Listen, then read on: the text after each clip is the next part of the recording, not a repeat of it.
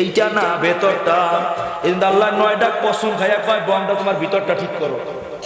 9টা কসম খাইয়া কয় ভেতর ঠিক করো। আহা, কষ্ট হইতেছে আপনাদের। আল্লাহ আল্লাহ, আল্লাহ আমাদেরকে কবুল করেন, আল্লাহ আমাদের সবাইকে মাফ করেন। যাও স্বপ্নের তাবির জেনে আসো। এবার স্বপ্নের তাবিরের ব্যাপারে কেতাবে যতটুকু পাইলাম, স্বপ্নটার 3 ভাগে বিভক্তি হয়।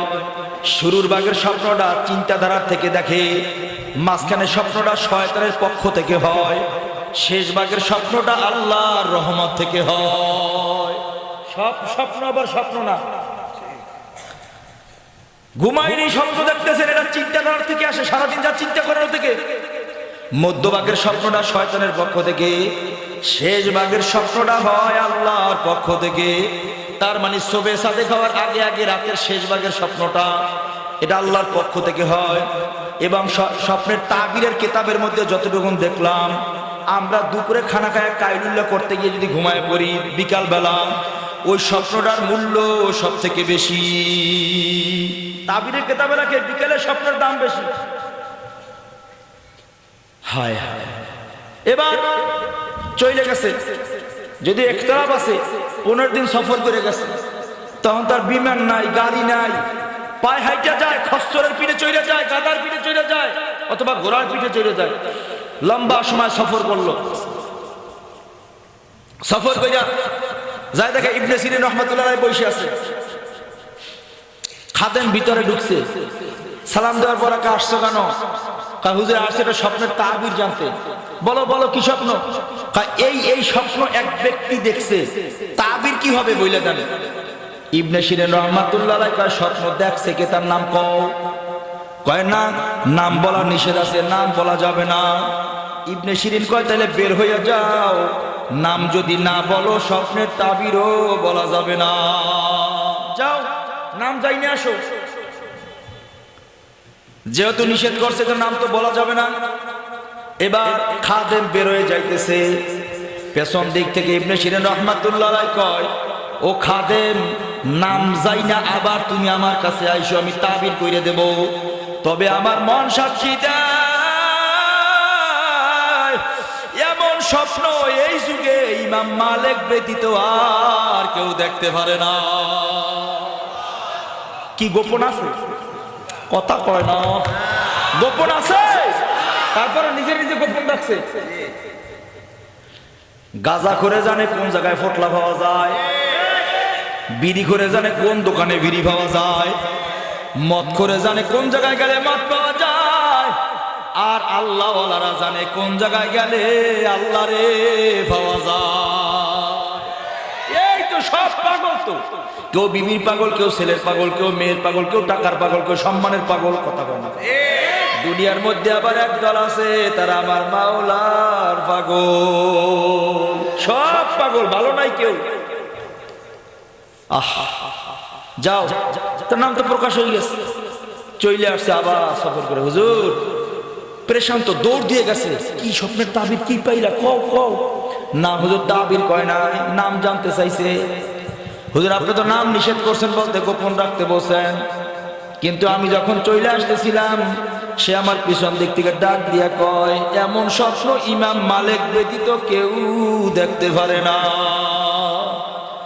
ইমাম মালিক কয় আর গোপন রাইখা লাভ কি, প্রকাশ তো হইয়াই গেল, তাইলে গিয়া বলো হ্যাঁ এই স্বপ্ন ইমাম মালিক দেখছে, তাবির কি হবে একটু বইলা দেন। আবার সফর করে চইলা গেল, গিয়া কয় জি হুজুর এই স্বপ্ন ইমাম মালিকই দেখছে। মুস্কি মুস্কি হাস দিয়া কয় ওরে খাদেম, গিয়া ইমাম মালিকরে বলবা এমন স্বপ্ন যেন জীবনে আর না দেখে, এমন স্বপ্ন দেখতে গিয়া যেন ইমাম মালিক আর নবীরে কষ্ট না দেয়। কারণ ইমাম মালিক দৈনিক 1000 বার নবীর প্রতি দুরূদ পড়ে, এই 3 দিন পর্যন্ত দুরূদ না পড়া ঘুমায়। আমার নবী সহ্য করতে না পাইরা মদিনা থেকে উইটা তার ঘরে আইসে গেছে। আইসা নবী আমার 5টা আঙ্গুল দিয়া বুঝায় গেছে, ওরে ইমাম মালিক 5টা জিনিস আল্লাহর জিম্মায়, দুনিয়ার কাউরে জানতে দিবে না। এইটা বুঝাই গেছে। এর ভিতরে একটা হলো মত। কার মত কোথায় কখন কিভাবে হবে কে জানে, জোরে কোন। আওয়াজ তো ছোট হয়ে গেল, আল্লাহ কইয়া ডাক দিবেন। আমার মাওলার এটা আল্লাহ কইয়া ডাক দিবেন। এই জন্য আল্লাহ মায়ের গর্ভে 10 মাস 10 দিন কম বয়স। আপনার মেয়ের জবানটারে মাওলায় পাহারাদারি করছে। রাতের বেলা ঘুমায় না, দিনের বেলায় জিমায় নাই। রাতের বেলা নাইট ডিউটি করছে, দিনের বেলা সিকিউরিটি গার্ডের দায়িত্ব পালন করছে। জবানটারে পবিত্র রাখছেন কেন? দুনিয়ার জমিনে আসার পর এই পবিত্র জবান দিয়া একবার ডাক দিবে আল্লাহ। এই জবান দিয়া যখন মায়েরে মা কয়া ডাকে মা খুশি হয়, আব্বারে আব্বা কয়া ডাকে আব্বা খুশি হয়, ভাইরে ভাই কয়া ডাকে ভাই খুশি হয়। এই জবানটা দিয়ে দিয়ে একবার আল্লাহ রে আল্লাহ কয়া ডাক দেয়, আমার আল্লাহর কুদরতি কলিজা ঠান্ডা হইয়া যায়। আল্লাহ কয়া জোরে একটু ডাক দেন না। আল্লাহ যে কি খুশি, আরে বন্দা আমারে ডাকছে। এই জন্য আল্লাহ বলে বন্দা একবার পায় আল্লাহ, আল্লাহ কমপক্ষে 10 বার গায় লাব্বাইকা আব্দি লাব্বাইকা আব্দি লাব্বাইকা আব্দি। আমার ডাকো কেন? আমি তোমার কাছে, ডাকো কেন? এইটা শোনার জন্য তো বসে আছি, ডাকো কেন আমারে? আল্লাহু আকবার কয় না? রাতেও ঘুমায়, রাত্রেও ঘুম নাই, দিনের বেলা জীবনই নাই। কোন সময় বন্দার ডাক দিয়া বসে, এই ডাকটা শোনার জন্য আল্লাহর কোনো ঘুম নিদ্রা নাই, তাকায়া থাকে। ঘুমের ঘরে যদি বন্দা আল্লাহ কয়া ডাক দেয়, আল্লাহ সাথে সাথে সাড়া দেয়। আমরা আল্লাহর আল্লাহ করতে চাই না, আল্লাহর কিছু নাই, আসি আমরা, আমাগরে সব করে বানাইছে। কার মত কখন হবে কে জানে? এবার জোরে কোন। এবার কার মত কখন কোথায় হবে কেউ তো জানে না বাবা। তাহলে মরণের জন্য সবসময় তৈরি হওয়া দরকার আছে না নাই? কিতাবের মধ্যে আসছে পয়গম্বর সুলাইমান আলাইহিস সালাম বয়ান করতেছেন, এইভাবে সবাই শুনতেছে। বয়ানটা এত মধুর, ওই বয়ান শোনার জন্য মালাকুল মউত দাঁড়াইছে। সুবহানাল্লাহ কয় না? মালাকুল মউত দাঁড়ায় দাঁড়ায় বয়ান শুনতেছে পয়গম্বর সুলাইমানের বয়ান। হায় হায়, হঠাৎ করে আল্লাহ কিছু ফাইল তার হাতে পাঠাইছে, এই অল্প সময়ের মধ্যে এই কয়জনের মরণ হবে, রুহুল এলো। তা উনি দাঁড়ায় দাঁড়ায় পৃষ্ঠা উল্টাইতেছে আর দেখতেছে একটা একটা করে, কার বাড়ি কোন জায়গায়, কার ঠিকানা কোন জায়গায়, কার বাবার নাম কি, কার জেলা কোনটা, দেখতেছে উল্টাইয়া। হঠাৎ করে ফাইলের মধ্যে একটা ছবি দেখা যায়, যেই ছবিটার মানুষের মরণটা কিছুক্ষণের মধ্যে সংগঠিত হয়ে যাবে।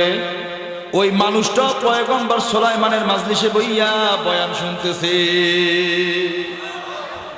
কিতাব কয় মালাকুল মউত আশ্চর্য হয়ে গেল, ফাইলের গায়ে লেখা আছে তার মরণের জায়গা হিন্দুস্তান, কিন্তু সে বইয়ে রয়েছে মুলকে সুলাইমান, হাজার হাজার মাইল দূরে। কথা কয় না? বইয়ে রয়েছে কই? মুলকে সুলাইমান। মরণের ঠিকানা কোন জায়গায় লেখা?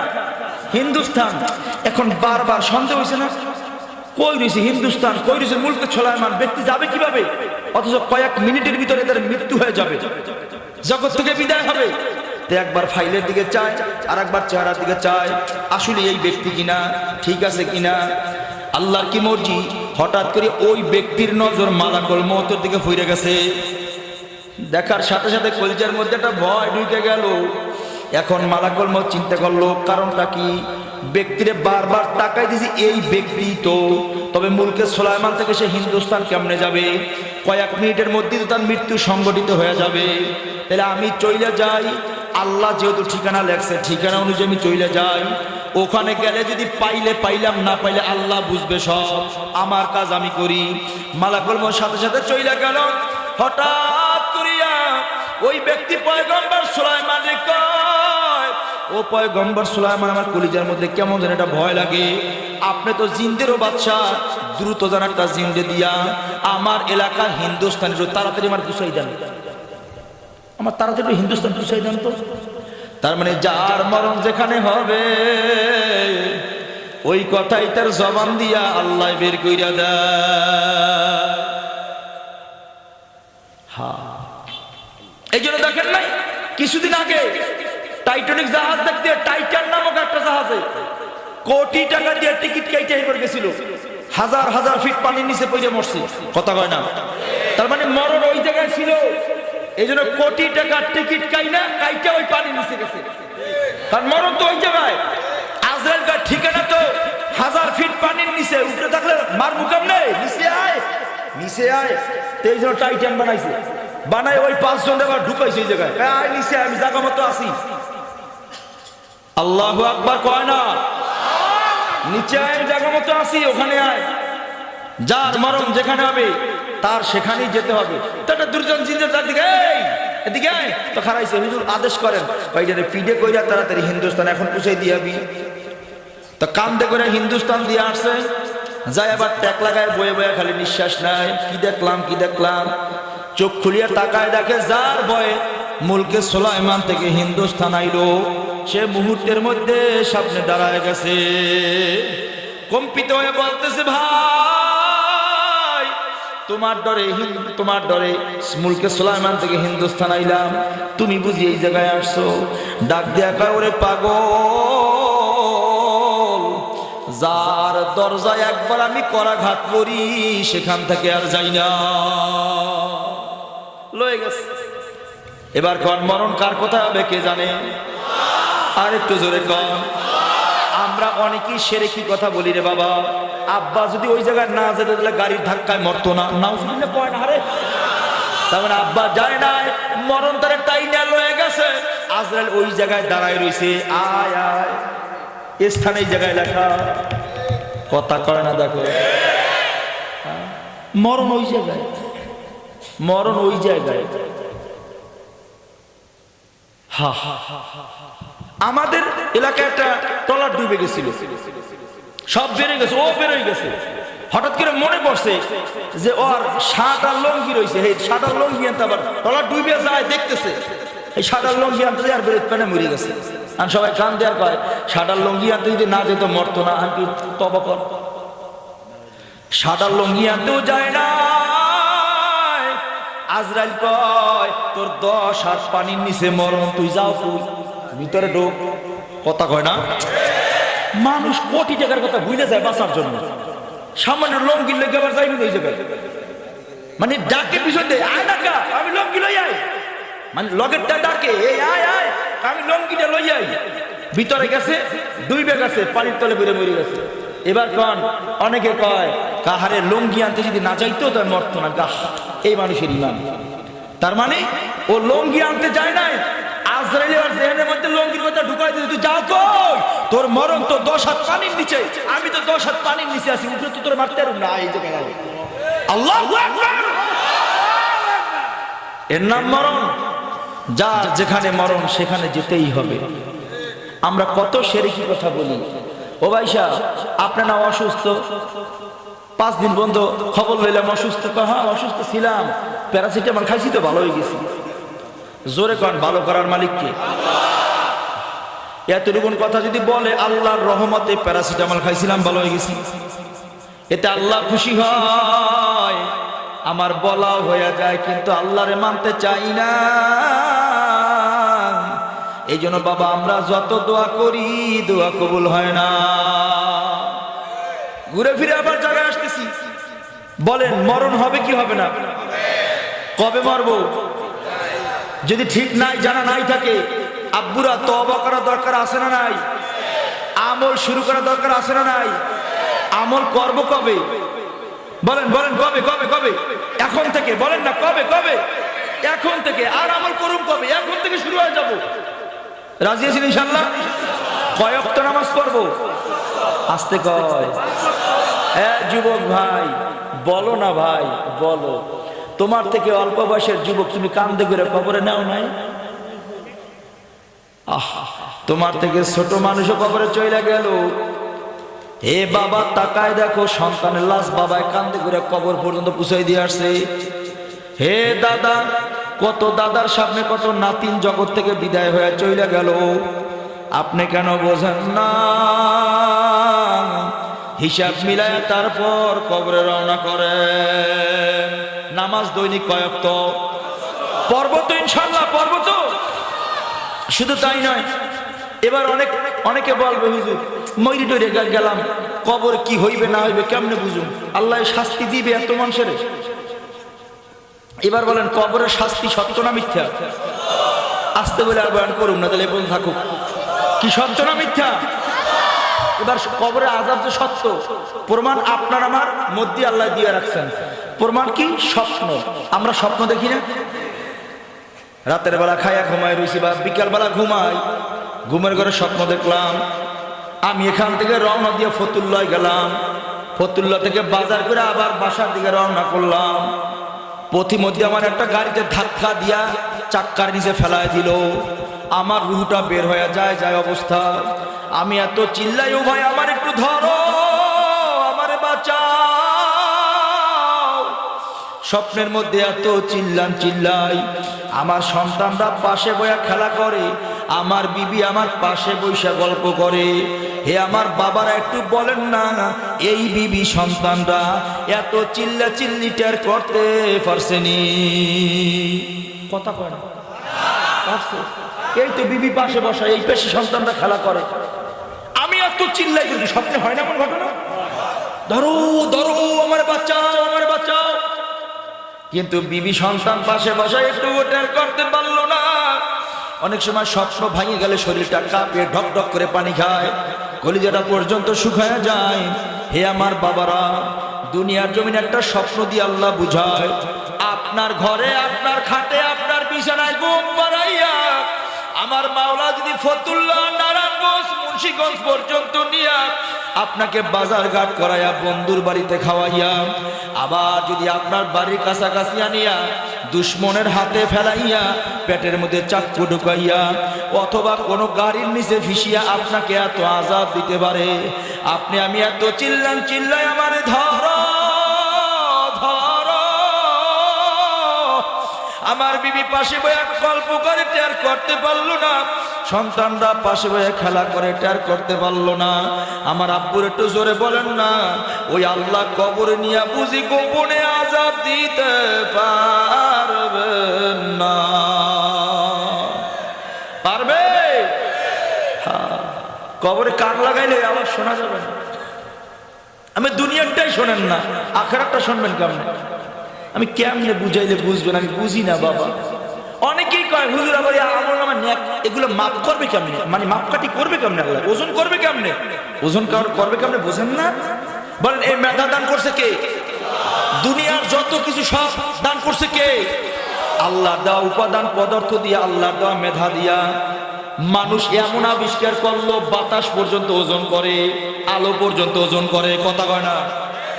আগামীকালকে নারায়ণগঞ্জের উপর দিয়া ঘন্টায় 60 বা 70 মাইল বেগে বজ্র হাওয়া সহ বজ্রপাত বৃষ্টি হইতে পারে। কি ওজন করা গেল না? হ্যাঁ, আজকে ঢাকায় ছিল 33 ডিগ্রি সেলসিয়াস, বরিশাল ছিল 31 ডিগ্রি। কি বলে না? মানুষের দেওয়া মেধা, মানুষের আল্লাহর দেওয়া মেধা, আল্লাহর দেওয়া উপাদান দিয়া যদি আজকে দুনিয়ার বাতাস ওজন করা যায়, দুনিয়ার আলো ওজন করা যায়, আমার আল্লাহর কুদরত কি এত ছোট হইয়া গেল রে বাবা?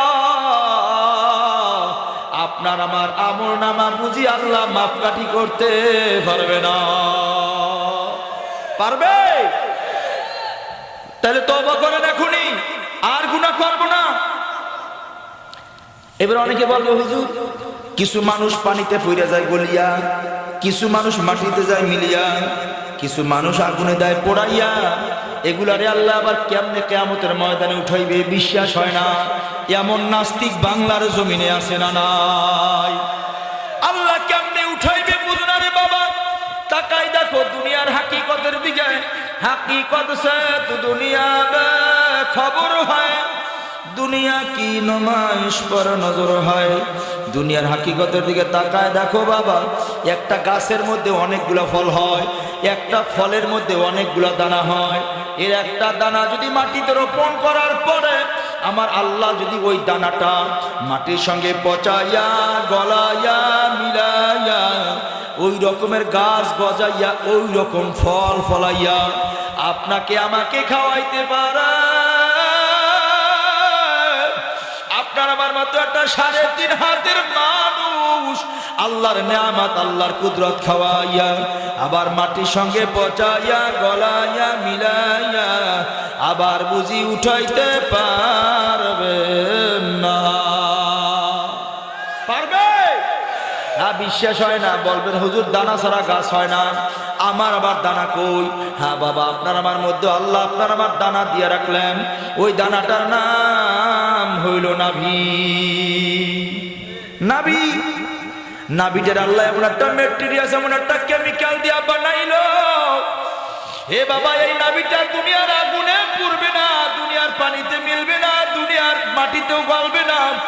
বিশ্বাস যদি না হয় হিন্দুদের চিতা খোলা গিয়া দেখো, একটা মানুষের পুড়তে পুড়তে কয়লা বানাইয়া ফেলায়, এই মানুষ কিন্তু ফোরে না। কথা কয় না, খালি ঠিক বা ঠিক কয়, বোঝে না তো। একটা মানুষের কয়লা বানায় ফেলায়, নাভি পড়ে না, নাভি পড়ে কেন? এই নাভিটা যেই জায়গায় পড়িয়ে থাকবে, সূরা ইয়াসিনের মধ্যে আল্লাহ জানায় দেয়, নাভিটা যেই জায়গায় পড়িয়ে থাকবে কিয়ামতের ময়দানে আল্লাহ ডাক দিবে, ইন্নামা আমরুহু ইযা আরাদা শাইআন আইয়াকুলা লাহু কুন ফায়াকুন। আল্লাহ যখন কুন ফায়াকুন বইলা ডাক দিবে, আপনার আমার নাভিটা যেই জায়গায় পড়িয়া থাকবে ওই জায়গা থেকে ওই সূরত নিয়ে উঠব, চালাকি করা যাবে না।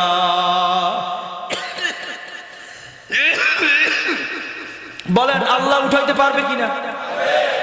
বিশ্বাস এখনো হয় না? আল্লাহ উঠাইতে পারবে কিনা? পারবে। এবার কিয়ামতের ময়দানে আল্লাহ মানে আমার সবকিছু দেখাইতে পারবে না। আর কেমনে বুঝাবো? বলেন, এই যে একটা মোবাইল বানাইছে মানুষের, মোবাইল কই আছে? এই যে মোবাইল, এই মোবাইলটা বানাইছে যে মানুষের, জ্ঞান কার? সন্দেহ আছে তো জোরে কোন?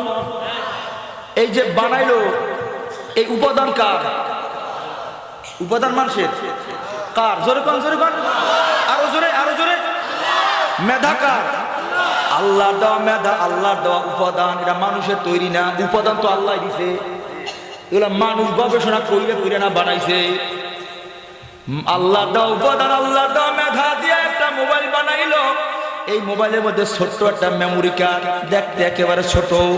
এই যুবক ভাই, বয়ানটা পাও ধরে বলি ভালো করে বুঝা নাও। ছোট্ট একটা মেমোরি কার্ডের মধ্যে যদি হাজার হাজার ঘন্টা ভিডিও রাখা যায়, আমার আল্লাহর কুদরতি মেমোরি কার্ড কি এত ছোট হইয়া গেল?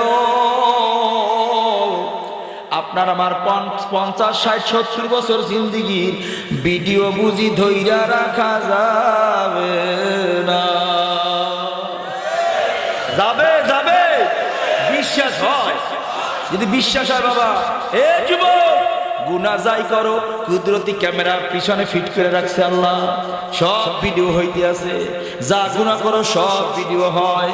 আল্লাহ না করুন, আল্লাহ না করুন, গুনাহগার হইয়া যদি কবরে যাও, কিয়ামতের ময়দানে আল্লাহ যদি তোমার সামনে ভিডিওটা ছাইড়ে দিয়া কয় নিজেরটা নিজে দেখ, কথা কয় না? কিছু বলে মানে, দেখো তোমারটা তুমি দেখো, কি কি করছো দেখো, এই কি কি গুনাহ করছো দেখো, তোমারটা তুমি দেখো। ও ভাই, এ যুবক, দে পা দুইটা গায়া দে, বুকের সঙ্গে তোর পা দুইটা জড়ায় করে বুঝাই, ওই ময়দানে মাহাশারে ভাইকে কই যাবা তুমি কও? ও যুবক ভাই, কই যাবা কও আমারে? কোথায় যাবা? কেন গুনাহ করো? কেন তওবা করবা না? এ মা, ও বোনেরা, কেন পর্দা করবেন না? ওলামা কিরামদেরকে পাও ধইরে ধরে আপনাকে পর্দা করাইতে বলতে হবে কেন মা? ও মা, ময়দানে মাহাশারে একবার যদি কেউ বেপর্দা হয়, একবার বেপর্দা হইলে একটা কবিরা গুনাহ, মাগো একটা কবিরা গুনাহের জন্য 7000 বছর জাহান্নাম। আম্মাজিরা, মায়েরা, ও মা, পারবা? তোমাকে জ্বালায় বাজারেও যাওয়া যায় না এখন, তোমাকে জ্বালায় মার্কেটেও যাওয়া যায় না, কথা কয় না? কেন মা? ও বোন, কেন? তোমার কি মরণের ভয় নাই? তুমি মরবে না? তুমি কি মরবে না? অনেকে আবার বলে, হুজুর গেলে কাজ হবে কি, আমরা বোরকা পরে যাই। পর্দা কারে কয়? পর্দা হলো আমিও কোনো পুরুষরে দেখবো না, কোনো পুরুষ যেন আমারেও না দেখতে পায়, এইটার নাম পর্দা। আমাকে অনেক মা বোনেরা বোরকা পরে চেহারা খোলা রাখে, আবার চেহারাও যদি বাইন্দে রাখে চোখ দুর্গা ভাড়া মাছের মতো খুলে থই, কথা কয় না। দুনিয়ার সব পুরুষকে দেখে, এইটা কেমন পর্দা? আমি মনে করি পর্দা লই আর ওটা ফাইজ দেবে, কথা কয় না। এদেরকে কন্ট্রোল রাখার দায়িত্ব কার? হুজুর গো। এই জন্য আল্লাহ পাক কু আনফুসাকুম ওয়া আহলিকুম নারা, নিজে জাহান্নামের আগুন থেকে বাঁচো, আহাল পরিবার পরিজনদেরকেও জাহান্নামের আগুন থেকে বাঁচাও। মেয়েটারে পর্দা রাখার দায়িত্ব আপনার, বিবিরে পর্দা রাখার দায়িত্ব আপনার, মায়েরে পর্দা রাখার দায়িত্ব আপনার, বোনরে পর্দা রাখার দায়িত্ব আপনার, কথা কয় না। আমরা রাখি আদালানটা কাপড়, এগুলো মানে হুজুররা কিনে দিয়ে যায় না। আপনার মেয়ের যে আদালানটা কাপড় পরাইলেন, এ বাবা মরণের কথা এতগুলো এত বয়ান করলাম, মরণের ডর থাকলে এই ডর আপনার কলজায় কেন হইল না? আপনি ফজরের তসবিহ একটা হাতে লইয়া জিকির করতে করতে মসজিদে গেলেন, পোলাটা যে ঘুমায় রইল। বাবা বয়ান অনেক শুনছেন, আমি তো আনপাড়া আদাপাড়া মূর্খ এক আলেম। এখানে অনেক আলেম এমন আছে যারা জোতা সোজা করার যোগ্যতা আমার মধ্যে নাই। দাওয়াত করছে মহব্বতের ভাই, আমার অনেক মহব্বত করে আমার দাওয়াত করছে, এই জন্য আসছি আপনাদের কাছে। বয়ান করার যোগ্যতা আমার মধ্যে নাই তো বাবা, এলেম নাই, আমল নাই, কি দিয়ে বয়ান করবো? আজ পর্যন্ত কেউ বলতে পারবেন এখানে দাঁড়ায় যে হুজুর আমার ছেলেটারে নামাজ পড়ানোর জন্য, আমার মাইয়েটারে পর্দা রাখার জন্য আমি আমার পোলার পাও ধরছি? কয়জন বাপ আছে হাত উঠান করলে? একজনও নাই। যে ছেলেরে নামাজি বানানোর জন্য পাও ধরছি, বাবা তোর পাও ধরছি তুই নামাজ পড়। বরংস ছেলে ঠিক মতো লেখাপড়া করে না, এ লেগে ছেলের কত তালিম দেয়। আহারে কোন দুনিয়ার বয়ান করেন? এর থেকেও বেশি লোক এক মাজলিসে ছিল। আমার এক ওস্তাদ বয়ান করতেছিল, ইসলাহি বয়ান। সেখানে বলছিল বাবা বিবির পর্দায় রাখার জন্য বিবির পাউডার সুকে হাত তোলো। একটা যুবক মাত্র হাত তুলছে, তাকাই দেখলাম ও একটা ন মুসলিম। ওর দিকে তাকায় চিন্তা করলাম মালিক, ও হিন্দুর সন্তান হইয়া ও বিবিরে পর্দা রাখার জন্য বিবির পাও ধরছে, কিন্তু আমি তো আজ পর্যন্ত আমার বিবির পাও ধরতে পারলাম না। আমি আমার ছেলের পাও ধরতে পারলাম না, মেয়ের পাও ধরতে পারলাম না। যে বাবা 5 ওয়াক্ত নামাজ পড়, তোর পাও ধরছি। ও মা গো তুই পর্দা কর, তোর পাও ধরছি। অথচ অন্য মুসলিম হিন্দুর সন্তান মুসলমান হওয়ার পরে ও বুঝলো, ও বিবাহ কইরা ওর বিবির পাও পর্যন্ত ধরলো। হিন্দুর সন্তান হইয়া মুসলমান হইয়া ও বুঝলো পর্দা করা লাগবো, কিন্তু মুসলমানের সন্তান হইয়া সে বোঝে না। এই তো আমাদের মুসলমানিত্বের হালত। কে বলতে পারবেন যে হুজুর আমি আমার বিবির পাও ধরছি পর্দা রাখার জন্য? খালি কইবে হুজুর মহিলাকে বয়ান করেন। কি বয়ান করেন? বিবির পাও ধরছেন একদিনও? বুঝাইছেন একদিনও? কাছে ভাই আদর করে বুঝাইছেন যে বিবি একটা নারী 4 জন পুরুষকে জাহান্নামে নিবে, এর ভিতর স্বামী একজন। তামসা মনে করছো যুবক? আদালানটা করে এরপর পার্কে লয়ে যাও, এই নারী তোমার জাহান্নামে লয়ে যাবে। তামসা মনে করছো? একজন নারী 4 জন পুরুষকে জাহান্নামে নিবে। প্রথমে কইবে আল্লাহ আমার আব্বারে ধরেন। আব্বা যদি আমার দিন শিখাইতো আমি বড়দিন হইতাম না। আব্বারে গ্রেফতার করবে, এরপর বলবে আমার ভাইরে ধরো আল্লাহ। আমি আমার ভাইয়ের অধীনে দীর্ঘ 20টা বছর ছিলাম। ভাই যদি আমার দিন বুঝাইতো, শাসন করতো, আমি বেপরদা হইতাম না। ভাইরে ধরার পরে বলবে আল্লাহ 20 বছর থেকে 70 বছর বয়সে মরলাম, বাকি 50টা বছর স্বামীর ঘরে ছিলাম। স্বামী যদি আমারে বলতো আমার ঘরের থাইকা তুমি বেপরদা চলতে পারবা না, তোমার পর্দা করে চলতে হবে, আমি আল্লাহ কোনোদিন বেপরদা হইতাম না। আমার স্বামীরে ধরো। স্বামীর পায়ের মধ্যে জাহান্নামের জিঞ্জির লাগাইয়া আটকাইয়া দেওয়া হইবে। ডাক দিয়া বলবে আমার সন্তানরে ধরো আল্লাহ। কত মাহফিলে যাইতো, বয়ান শুনতো, মসজিদে যাইয়া জুমার দিন বয়ান শুনতো। কোনোদিন আইয়া কয় নাই মা আজকের হুজুর এই বয়ান করছে, ও মা এইভাবে নারীদেরকে চলতে বলছে। আমার সন্তান অনেক আলেমদের সোহবত পাইছে, অনেক আলেমদের বয়ান শুনছে, কিন্তু আমারে কোনোদিন বলে নাই। যদি বলতো আমি পর্দা করতাম। সন্তান বলে নাই কেন? এই জন্য সন্তানদের ধরো। এরে যুবক ভাই ও আমার বুড়া বাবারা, ভালো করে বুঝে শুনে কবরের দিকে রওনা করিয়েন। আমার কথা না, কোনো মোল্লা মৌলবীর কথা না, নবী আরবের কথা। একজন নারী 4 জন পুরুষরে জাহান্নামে নিবে। কয়জনটা নিবে? আরো জোরে কর না। এখন হিসাব করে 4 জনের মধ্যে আমি পড়ছি কিনা? খালি তওবা নিজে নিজে করবেন। পড়ছি, রাগ করিয়েন না। আর দেখা নাও হতে পারে, এই বিদায় শেষ বিদায় হতে পারে। কান ধরে বইলে যায়, রাগ করিয়েন না বাবা। আপনার কবরে আপনি যাবেন, আমার কবরে আমি যাব। হিসাব আপনারটা আপনি দিবেন, আমারটা আমি দেব। তারপর বলি কেন, একটা মানুষ যেন জাহান্নামে না যায়। কষ্ট তো আপনি তোমার ভাই, দিনই ভাই, মুসলমান ভাই, আপনি জাহান্নামে জ্বলবেন, আমি মাইনে নিতে পারতেছি না। এই জন্য বলি ভাই, আমিও দোয়া চাই আল্লাহ যেন আমারও মাফ করে দেয়। তাহলে বলেন, মরণ হবে, কবে মরবো জানা নাই, তাহলে কি প্রস্তুতি নেওয়া লাগবো কি লাগবো না? আরো জোরে কন। এবার প্রস্তুতি নেব কবে? এখনই। বলেন কখন? আরো জোরে কন না, কখন? সব গুনাহ থেকে তওবা, ইনশাআল্লাহ কন না। সব গুনাহ থেকে। গুনাহ কোনোদিন ছোট না। সাপ যেমন ছোট না, আগুন যেমন ছোট না, গুনাহও ছোট না। গুনাহ তো গুনাই, এটা ছোট না। আল্লাহ, অনেক ভাইয়েরা এখানে আছে, কয় হুজুর পরিবেশ হয় না, ছেলের কারণে পারি না, মেয়ের কারণে পারি না, বিবির কারণে পারি না। এ বাবা, চক্ষু দিয়ে এটা বন্ধ করিয়া এখন মোনাজাত হয়ে যাব। একটু মাথাটা নিচের দিকে কইরা নিজেকে নিজে একটু চিন্তা করেন না। মনকে বুঝান রে মন,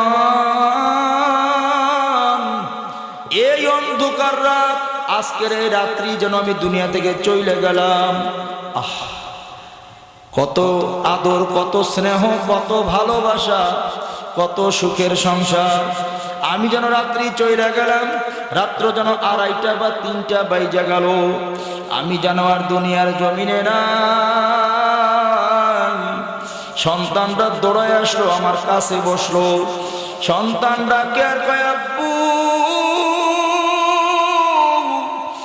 আব্বু আব্বু বলে এত চিল্লা চিল্লি করে, কিন্তু আব্বু তো আর কথা বলে না। সন্তানের চিল্লে চিল্লি শুনিয়া আশেপাশের বাসার সবাই দৌড়ায় আসলো। আইসা দেখে না, হাজি সাহেব নাই, সভাপতি সাহেব দুনিয়াতে নাই, সেক্রেটারি সাহেব নাই, ইমাম সাহেব নাই, বক্তা সাহেব আর নাই। আরামের বিছানা ছাড়া ঘুম আসে না। কত জায়গায় গিয়া ঘুমাই, শক্ত বিছানা হলে রাত্রে ঘুম ধরে না। বাবা, ও আমার বড় লোক বাবারা, ও আরাম প্রিয় আমার ভাইয়েরা, মনকে বুঝাও রে মন। এবার আমাকে প্রতিবেশীরা দরাদরি কইরা আরামের জাজিমের উপর থেকে নামাইয়া পাতলা একটা চাদরের মধ্যে শোয়া আবার উত্তর দিকে মাথা, দক্ষিণ দিকে পা কইরা মাথার নিচে একটা বালিশ নাই।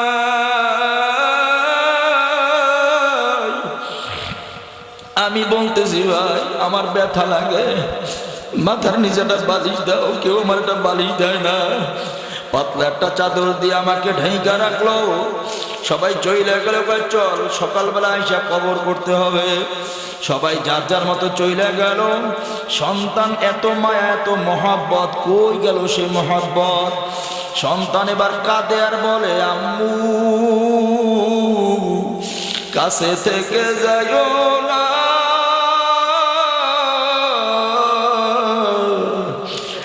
আব্বুর মরালাস একা পাহারা দিতে পারো না। বিবিও ডাকবে আর বলবে, ও আমার সন্তানেরা, তোমরাও কাছে থেকে যাইও না, তোমার বাবার মরালাস একা পাহারা দিতে পারো না। যেই বিবি আমাকে ছাড়া ঘুমাইতে পারতো না, যেই সন্তান আমাকে না দেখা থাকতেই পারতো না, বাবা আমার রুহু নাই, আমার কাছেও বসতে চায় না। সবাই যার যার মতো করে সকাল হয়ে গেল। সকালে চইলে আসলো, একদল চইলে গেল কবর খনন করার জন্য। কারা কবর খনন করতে যায় তাদেরকেও যেন আমি দেখি। একদল চইলে গেল কাপড় কাটার জন্য। কেসি দিয়া ঘস ঘস করিয়া কাপড় কাটতেছে, তাও যেন আমি দেখি। এবার আমাকে ধরাধরি কইরা জনমের মতোই বাসা থেকে নামাইয়া দেয়। ও মনে এই বাসায়